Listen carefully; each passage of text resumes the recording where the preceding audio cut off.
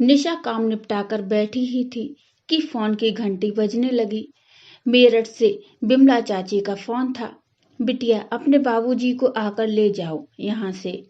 बीमार रहने लगे हैं, बहुत कमजोर हो गए हैं। हम भी कोई जवान तो हो नहीं रहे हैं। अब उनका करना बहुत मुश्किल होता जा रहा है। वैसे भी आखिरी समय अपने बच्चों के साथ बिताना चाहिए। निशा बोली, ठीक है चाची जी, इस रविवार को आते हैं। बाबूजी को हम दिल्ली ले आएंगे। फिर इधर उधर की बातें करके फोन काट दिया। बाबूजी 3 भाई हैं, पुश्तैनी मकान है, तीनों वहीं रहते हैं। निशा और उसका छोटा भाई विवेक दिल्ली में रहते हैं अपने अपने परिवार के साथ। 3-4 साल पहले विवेक को फ्लैट खरीदने के लिए पैसे की आवश्यकता पड़ी तो बाबूजी ने भाइयों से मकान के अपने 1/3 हिस्से का पैसा लेकर विवेक को दे दिया था। कुछ खाने पहनने के लिए अपने लायक रखकर दिल्ली आना नहीं चाहते थे, इसलिए एक छोटा सा कमरा रख लिया था। जब तक जीवित थे तब तक के लिए।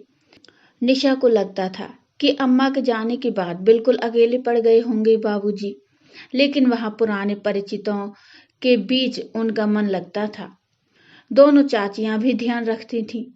दिल्ली में दोनों भाई बहन की गृहस्थी भी मजे से चल रही थी। रविवार को निशा और विवेक का ही कार्यक्रम बन पाया मेरठ जाने का। निशा के पति अमित एक व्यस्त डॉक्टर हैं। महीने की लाखों की कमाई है, उनका इस तरह से छुट्टी लेकर निकलना बहुत मुश्किल है। मरीजों की बीमारी न रविवार देखती है न सोमवार। विवेक की पत्नी रेनू की अपनी जिंदगी है, उच्च वर्गीय परिवारों में उठना बैठना है उसका। इस तरह के छोटे मोटे पारिवारिक पचड़ों में पड़ना उसे पसंद नहीं।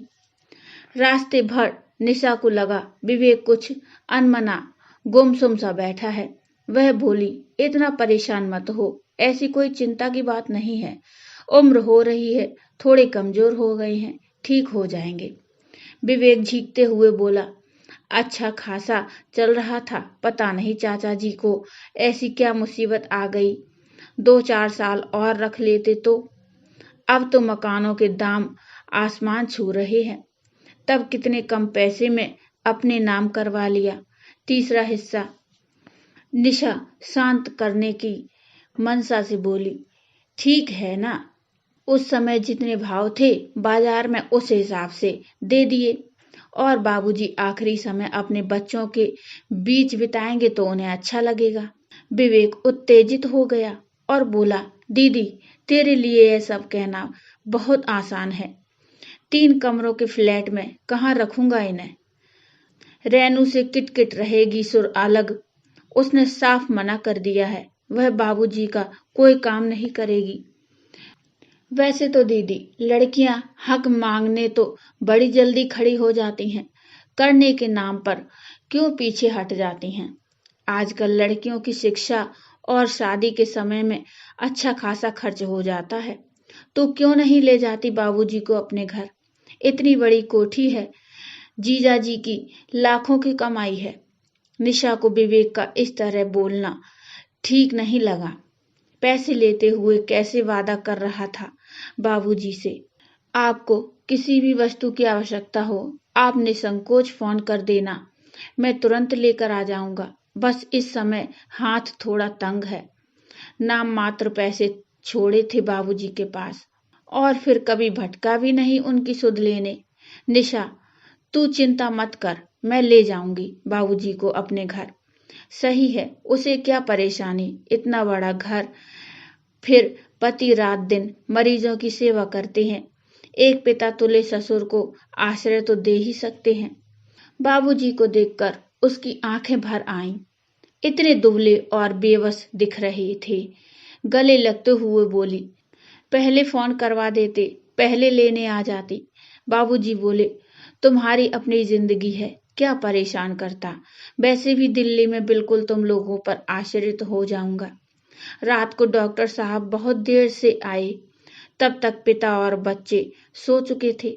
खाना खाने के बाद सुकून से बैठते हुए निशा ने डॉक्टर साहब से कहा, बाबूजी को मैं यहाँ ले आई हूँ, विवेक का घर बहुत छोटा है, उसे उन्हें रखने में थोड़ी परेशानी होती।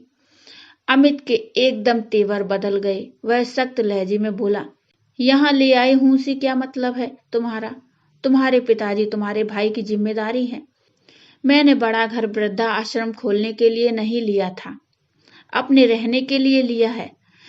जायदाद के पैसे हड़पते हुए नहीं सोचा था साले साहब ने कि पिता की करनी भी पड़ेगी। रात दिन मेहनत करके पैसा कमाता हूँ, फालतू लुटाने के लिए नहीं है मेरे पास। पति के इस रूप से अनभिज्ञ थी निशा। रात दिन मरीजों की सेवा करते हो, मेरे पिता के लिए क्या आपके घर और दिल में इतना भी स्थान नहीं है? अमित के चेहरे की नसें तनी हुई थीं। वह लगभग चीखते हुए बोला, मरीज बीमार पड़ता है, पैसे देता है ठीक होने के लिए। मैं इलाज करता हूँ, पैसे लेता हूँ। यह व्यापारिक समझौता है, इसमें सेवा जैसा कुछ नहीं है। यह मेरा काम है, मेरी रोजी रोटी है। बेहतर होगा तुम 1-2 दिन में अपने पिता को विवेक के घर छोड़ आओ। निशा को अपने कानों पर विश्वास नहीं हो रहा था। जिस पति की वह इतनी इज्जत करती है, वे ऐसा बोल सकते हैं? क्यों उसने अपने भाई और पति पर इतना विश्वास किया? क्यों उसने शुरू से ही एक एक पैसा का हिसाब नहीं रखा? अच्छी खासी नौकरी करती थी। पहले पुत्र के जन्म पर अमित ने यह कहकर छुड़वा दी कि मैं इतना कमाता हूं, तुम्हें नौकरी करने की क्या आवश्यकता है? तुम्हें किसी चीज की कमी नहीं रहेगी। आराम से घर रहकर बच्चों की देखभाल करो। आज अगर नौकरी कर रही होती तो अलग से कुछ पैसे होते उसके पास, या 10 साल से घर में सारा दिन काम करने के बदले में पैसे की मांग करती तो इतने तो हो ही जाते कि पिताजी की देखभाल अपने दम पर कर पाती। कहने को तो हर महीने बैंक में उसके नाम के खाते में पैसे जमा होते हैं, लेकिन उन्हें खर्च करने की बिना पूछे उसे इजाजत नहीं थी। भाई से भी मन कर रहा था कह दे कि शादी में जो खर्च हुआ था वह निकाल कर जो बचता है उसका आधा आधा कर दे।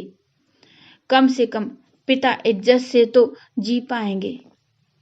पति और भाई दोनों को पंक्ति में खड़ा करके बहुत से सवाल करने का मन कर रहा था। जानती थी जवाब कुछ न कुछ तो अवश्य होंगे, लेकिन इन सवाल जवाब में रिश्तों की परतें दर परतें उखड़ जाएंगी और जो नग्नता सामने आएगी उसके बाद रिश्ते ढोने मुश्किल हो जाएंगे। सामने तस्वीर में से झांकती 2 जोड़ी आंखें जीवा पर ताला डाल रही थीं। अगले दिन अमित के अस्पताल जाने के बाद जब नाश्ता लेकर निशा बाबूजी के पास पहुंची तो वे सामान बांधे बैठे थे। उदासी भरे स्वर में बोले, मेरे कारण अपनी गृहस्थी खराब मत कर। पता नहीं कितने दिन है मेरे पास, कितने नहीं। मैंने इस वृद्धाश्रम में बात कर ली है। जितने पैसे मेरे पास हैं उसमें मुझे वे लोग रखने को तैयार हैं। ये ले पता, तू मुझे वहां छोड़ आ और निश्चिंत होकर अपनी गृहस्थी संभाल। निशा समझ गई कि बाबूजी की देह कमजोर हो गई है, दिमाग नहीं। दामाद काम पर जाने से पहले मिलने भी नहीं आया। साफ बात है ससुर का आना उसे अच्छा नहीं लगा। क्या सफाई देती, चुपचाप टैक्सी बुलाकर उनके दिए पते पर उन्हें छोड़ने चल दी। नजरें नहीं मिला पा रही थी, ना कुछ बोलते बन रहा था। बाबूजी ने ही उसका हाथ दबाते हुए कहा, परेशान मत हो बिटिया, परिस्थितियों पर कब हमारा बस चलता है। मैं यहाँ अपने हम उम्र लोगों के बीच खुश रहूंगा। 3 दिन हो गए थे बाबूजी को वृद्धा आश्रम छोड़कर आए हुए। निशा का ना किसी से बोलने का मन कर रहा था, ना कुछ खाने का। फोन करके पूछने की भी हिम्मत नहीं हो रही थी वे कैसे हैं। इतनी ग्लानि हो रही थी कि किस मुंह से पूछें। वृद्धाश्रम से ही फोन आ गया कि बाबूजी अब इस दुनिया में नहीं रहे। 10 बजे थे, बच्चे पिकनिक पर गए थे, 8-9 बजे तक आएंगे। अमित तो आते ही 10 बजे तक हैं। किसी की भी दिनचर्या पर कोई असर नहीं पड़ेगा। किसी को सूचना भी क्या देना। विवेक ऑफिस चला गया होगा, बेकार छुट्टी लेनी पड़ेगी। रास्ते भर अविरल अश्रुधारा बहती रही। कहना मुश्किल था, पिता के जाने के गम में या अपनी बेबसी पर आखिरी समय पर पिता के लिए कुछ नहीं कर पाई। 3 दिन, केवल 3 दिन अमित ने उसके पिता को मान और आश्रय दे दिया होता तो वह हृदय से अमित को परमेश्वर मान लेती। वृद्धा आश्रम के संचालक महोदय के साथ मिलकर उसने औपचारिकताएं पूर्ण की। वह बोल रहे थे, इनके बहू बेटा और दामाद भी हैं। रिकॉर्ड के हिसाब से उनको भी सूचना दे देते तो अच्छा रहता।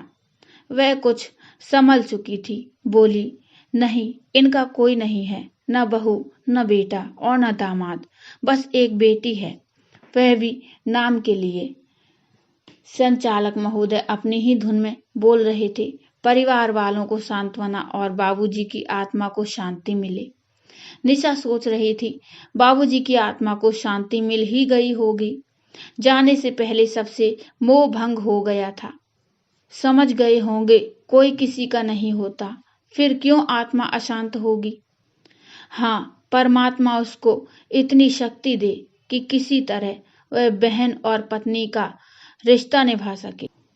दोस्तों, ये कहानी आपको कैसी लगी मुझे कमेंट में बताइए। इस कहानी के बारे में अपने विचार भी व्यक्त करिए।